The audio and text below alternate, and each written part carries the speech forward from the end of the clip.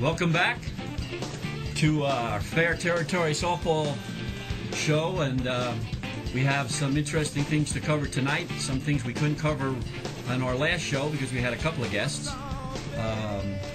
Ellen from the Slow Pitch 30 and Over League, and Brian from the 30 and Over Men's League.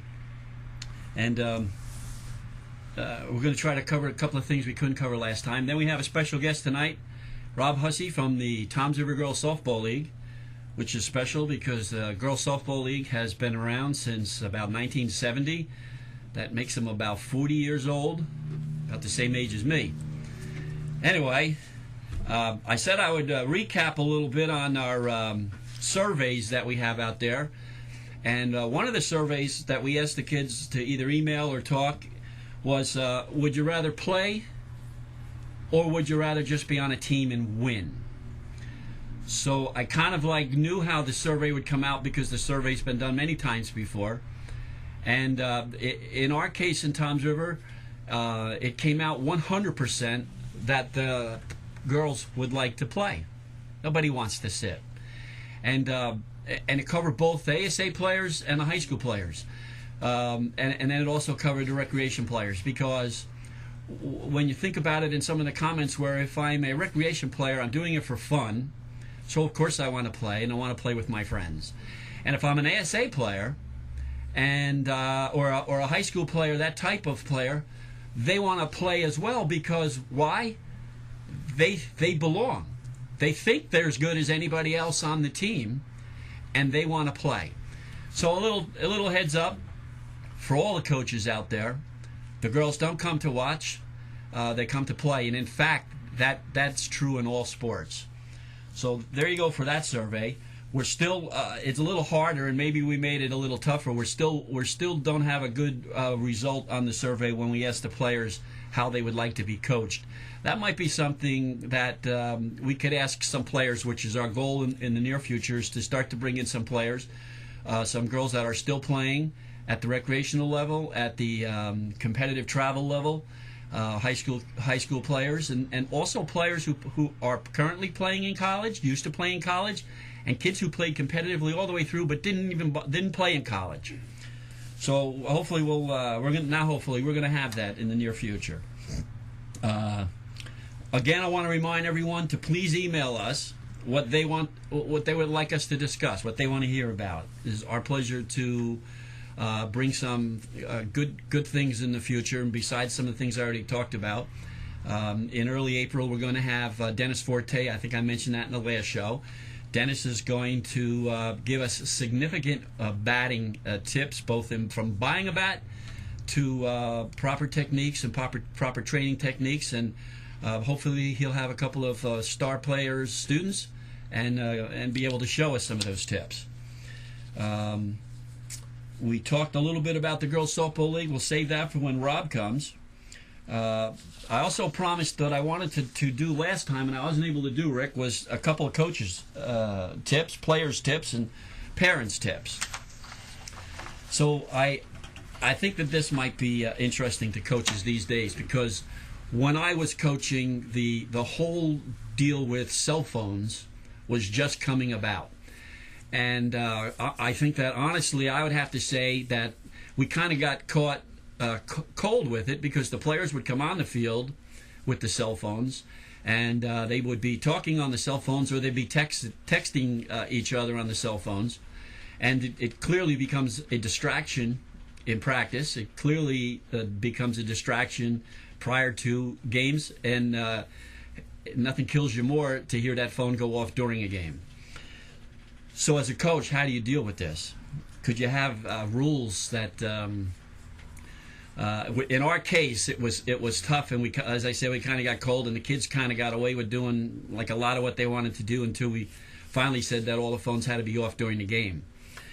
But if I was to give the coaches a tip right now, and I know all the players aren't going to like to hear this, realistically, if you want to have some sanity as regard to the cell phones, when the coach calls practice at 7 o'clock, or the coach says be at a game for a 10 o'clock in the morning game, from the time the player gets on the field, the cell phones are turned off. and they stay off, and they just cannot be turned on. And it's my own personal opinion, it's the only way to maintain the sanity of the coaches and for the coaches to maintain the attention of the players. So there's the coach's tip for today.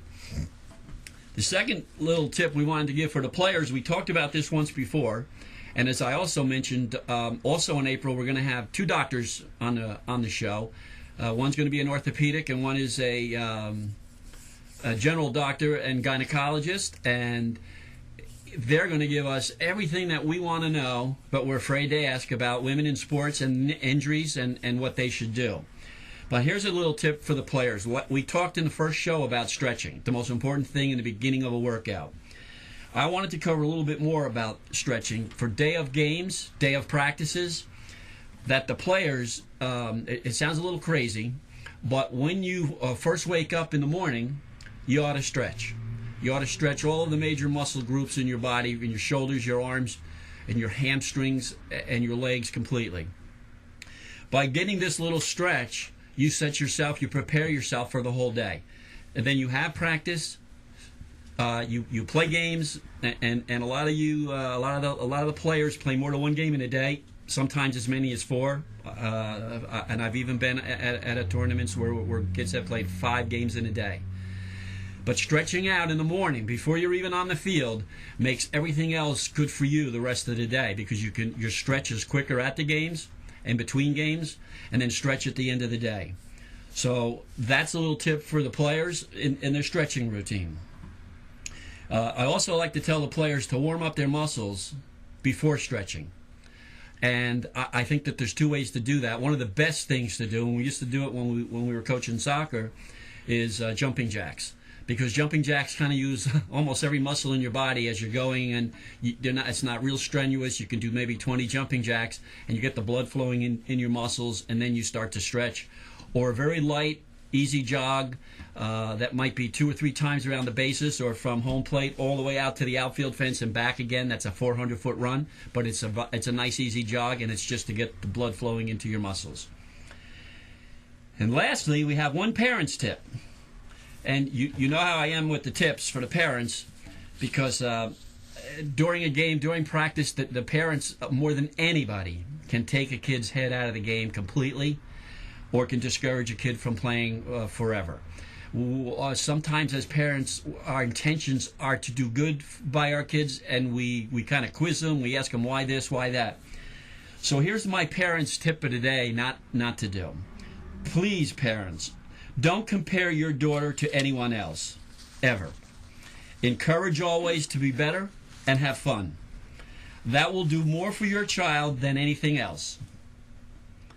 Always know, the players always know where they stand talent-wise.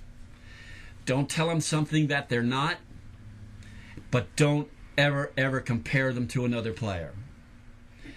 99% of the kids don't care. So just understand that they like the social aspect of the game. They want to have fun. As they grow older into it, they become more competitive. Very few girls softball players carry a loss or a win much past the day of the game, which is, you know what, a great thing. Wouldn't it be good if we could all do that in everything we do in life? And I have two more things. We're going to go to a break, and then we're going to come back with Rob Hussey, and we'll talk some softball.